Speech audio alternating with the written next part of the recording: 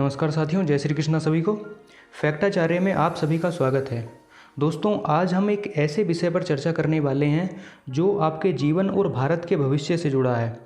सबसे पहले हम आपको कुछ फैक्ट्स बताएंगे, उसके बाद कंक्लूजन निकालेंगे।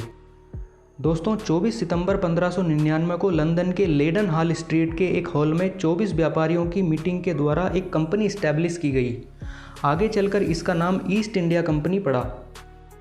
इसको इस्टेब्लिश करने में 125 व्यापारियों का कंट्रीब्यूशन था। इन 125 व्यापारियों के कंट्रीब्यूशन से कुल 72,000 पाउंड का धन एकत्रित हुआ।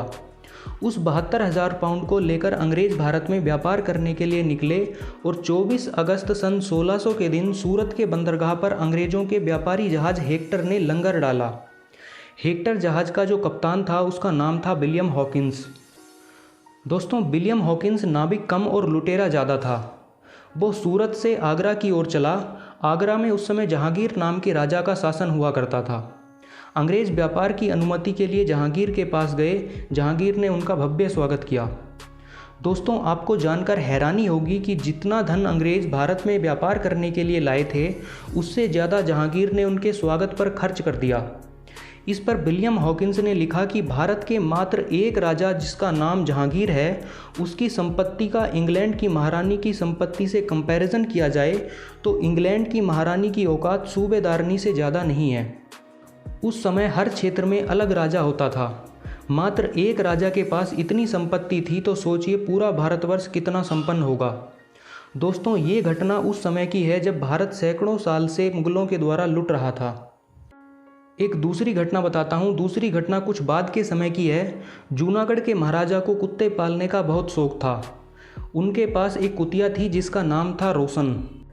जूनागढ़ के महाराजा ने अपनी कुतिया की शादी लैब्राडोर कुत्ते बॉबी के साथ की और उसमें राज्य के सभी प्रमुख लोगों को शादी में आने के लिए इनविटेशन दिया।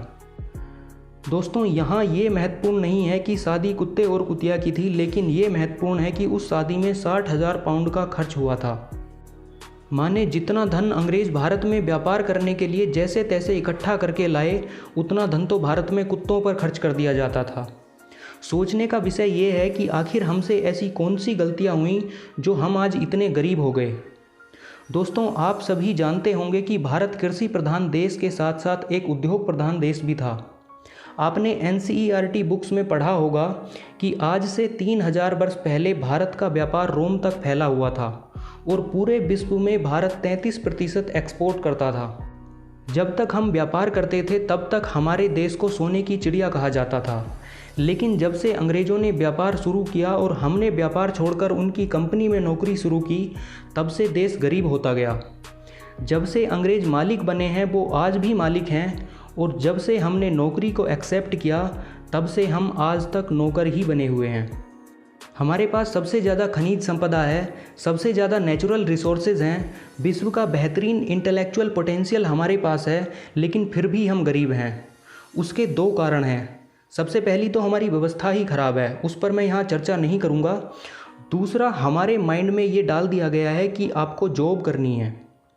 सोचिए, जिस देश के युवाओं का माइंड सेट कर दिया जाएगा कि आपको नौकर बनना है, तो वो देश मालिक कैसे बनेगा?